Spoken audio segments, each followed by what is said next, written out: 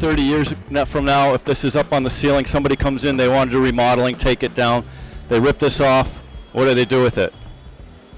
They could throw it in the landfill. What happens to it? Goes back to dirt. If it has a finish on it, it'll take twice as long to go back to dirt. That's the cycle. That's the way things are supposed to work. It can be chipped up and used for something else. The whole tree itself is green because they don't waste any part of it. They use the pine, the pine bark for pine bark mulch. They use the shavings for animals, for bedding for animals. Jed, the stair builder over there, has shavings all the time from his shop up in Foster. I grab some from him, and my chickens love it.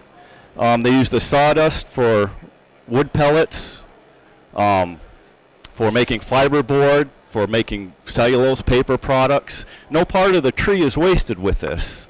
And that's why this is one of the greenest materials in living around in this area. If you're doing a LEED project or a NAHAB project, you have to be within 500 miles to get the points. There's no problem with this around here. I think that's why the early settlers decided to use this, because they wanted to building LEED back then. They wanted to stay within 500 miles and put that up. But anyway, we're using it. It's an excellent alternative to what we're building with now. You know, plastic has its place. If I'm building outside close to the ground or on the ground, I'll put some plastic trim down there. And I don't have to worry about it and then go wood from there up. But for building with wood, like I mentioned earlier, I find myself on the outside of the house especially, I'm building with plastic and fiber cement. And I'm saying, this is not fun anymore. I don't like that dust in my face. I don't like being covered with plastic shavings, dust, bringing it into my truck and then forever bringing it into the house. And it doesn't work. It doesn't feel like wood. It's not warm. It doesn't have the characteristics. When you're working with wood as a carpenter, it's just, you get a nice feeling. You enjoy going to work some days, actually. Those out here.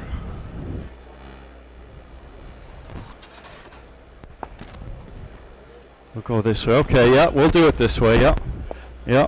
I'll hold this. You grab the screw gun, drill, and we have to lift this up just a touch. Let me get on the other side.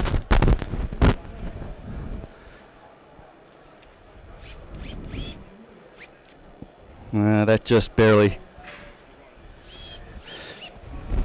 And what we're doing is building the ribs for this. There are different ways of doing it, but either way you do it, you start with this as a pattern. Sometimes you use engineered lumber or dimensional lumber to fill these pieces, or you use 2 pieces of 3/4 inch like I have, laminate them together if you want a bigger nailing surface.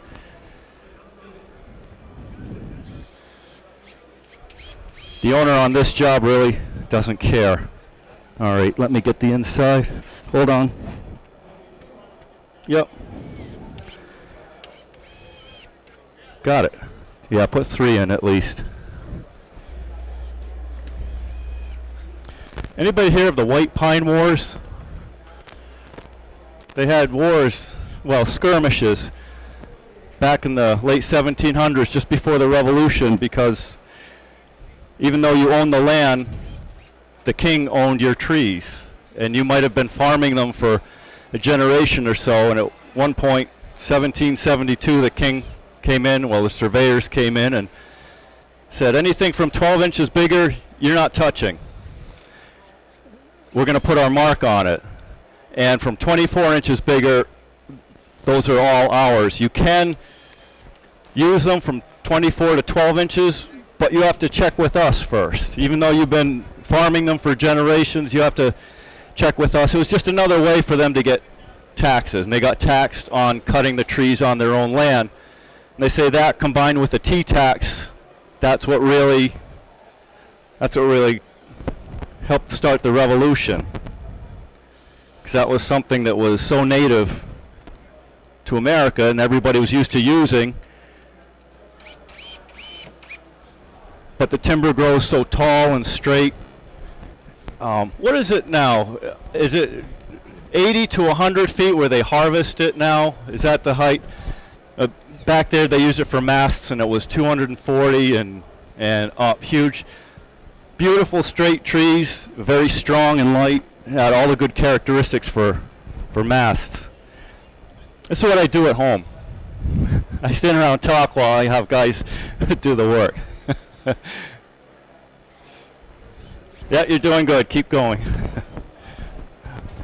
So it's the history of this, of the Eastern White Pine, is really interesting. I think there's first colonial flag had a white pine on the flag, white pine up there. That's how much we used it, how important it was back then, and it still is.